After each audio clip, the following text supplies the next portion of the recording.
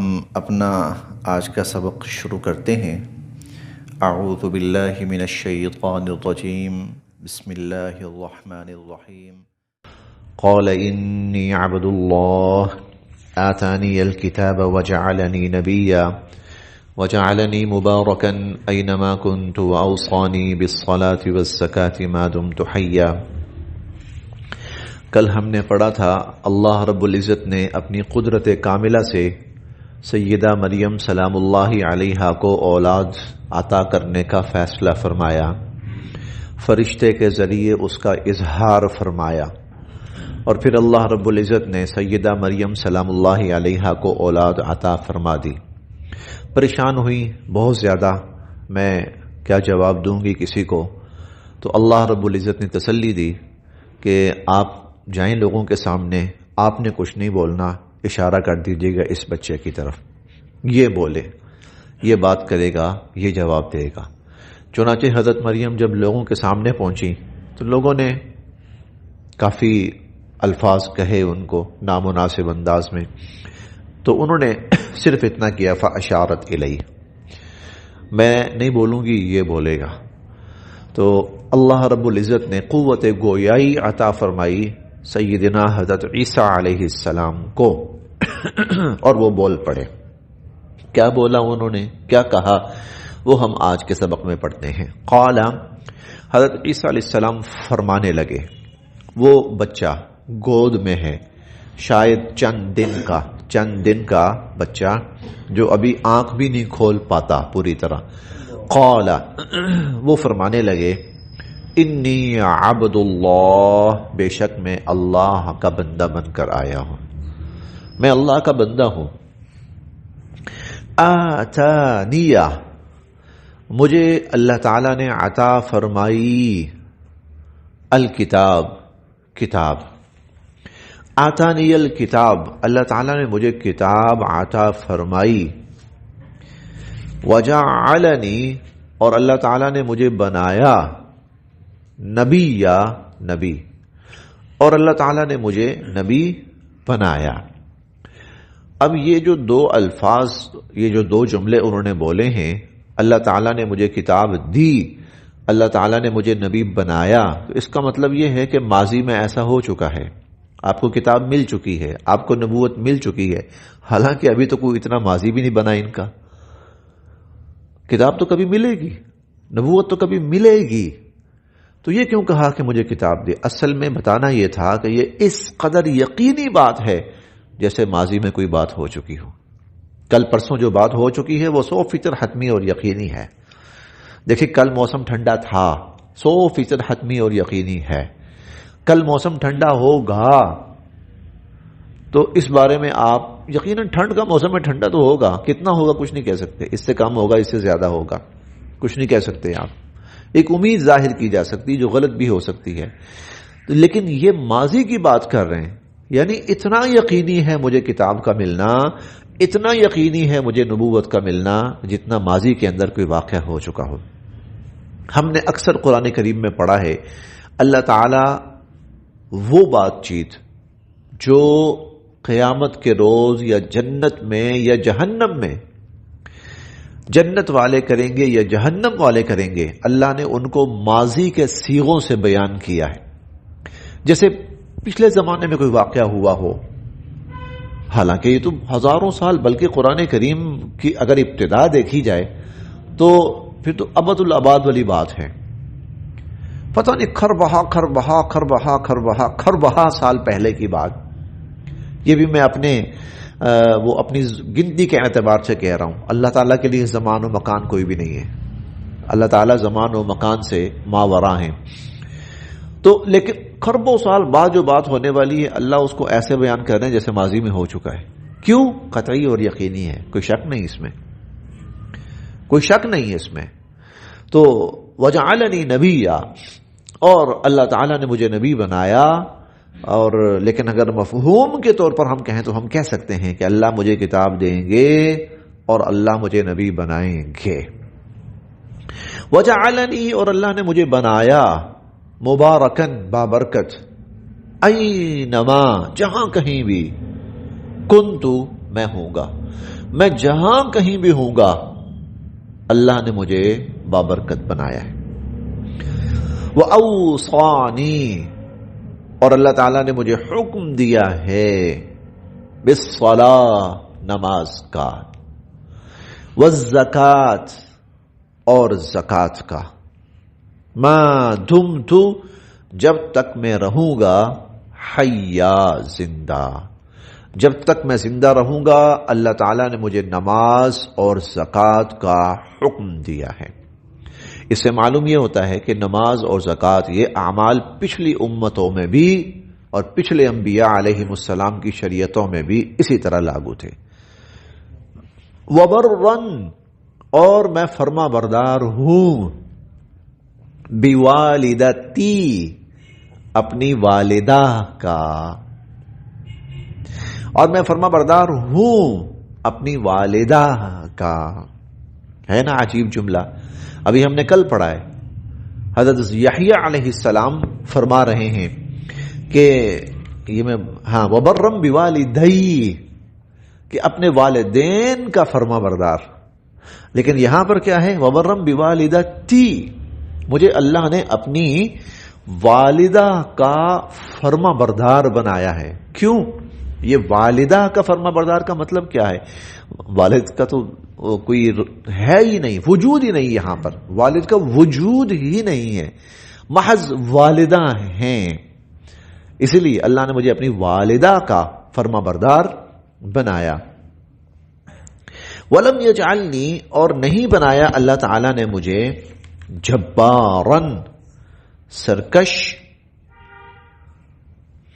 اور شقیہ اور بدبخت.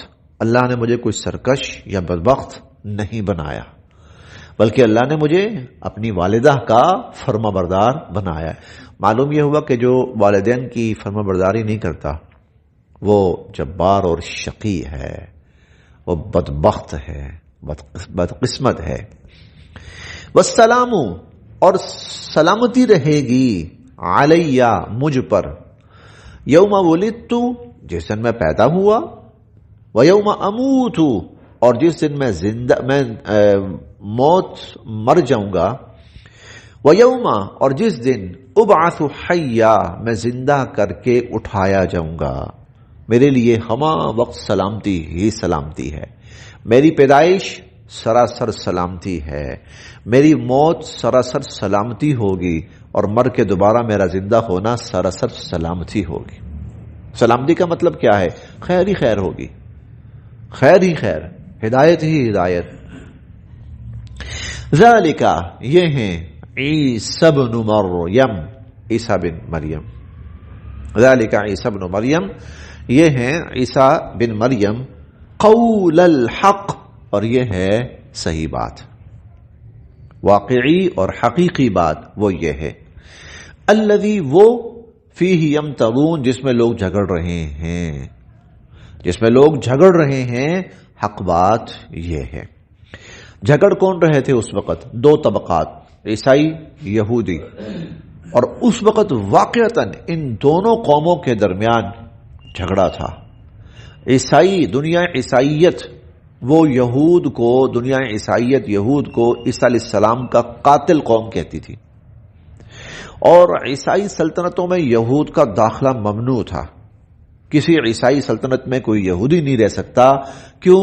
ہمارے نبی کا قاتل ہے، یہ ہمارے نبی کی قاتل قوم ہے. پھر 1933 میں آ کر بڑی پھر سازشیں ہوئیں، اور ان سازشوں کے بعد چرچ نے 1933 میں آ کر 33 میں آ کر یہود کو عیسیٰ علیہ السلام کا قتل معاف کر دیا.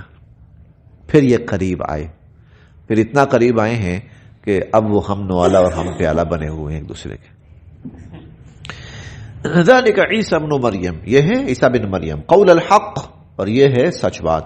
الذی فیہ یمترون، جس میں لوگ جھگڑ رہے ہیں. ما کان للہ، اللہ کو ضرورت ہی نہیں ہے، اللہ رب العزت کو حاجت ہی نہیں ہے، ان یتخذ، کہ اللہ بنائے، من ولد، اولاد. اللہ کو اولاد بنانے کی ضرورت ہی نہیں ہے. سبحانہ، وہ تو پاک ہے اس سے. اذا قضا، جب وہ فیصلہ کر لیتا ہے امرن کسی کام کا، جب اللہ تعالیٰ کسی کام کا فیصلہ فرما لیتے ہیں فإنما یقول لہ تو اللہ اس سے کہتے ہیں کن ہو جا، فیکون وہ کام ہو جاتا ہے۔ اللہ پاک جب اس کا ارادہ فرما لیتے ہیں تو اللہ پاک فرماتے ہیں کہ اس کام سے ہو جا، بس وہ ہو جاتا ہے۔ وَإِنَّ اللَّهَ اور بے شک اللہ ربی میرا بھی رب ہے، وَرَبُّكُمْ اور تمہارا بھی رب ہے، اور بے شک اللہ میرا بھی رب ہے اور تمہارا بھی رب ہے، فَاعْبُدُوهُ اسی اللہ کی عبادت کرو۔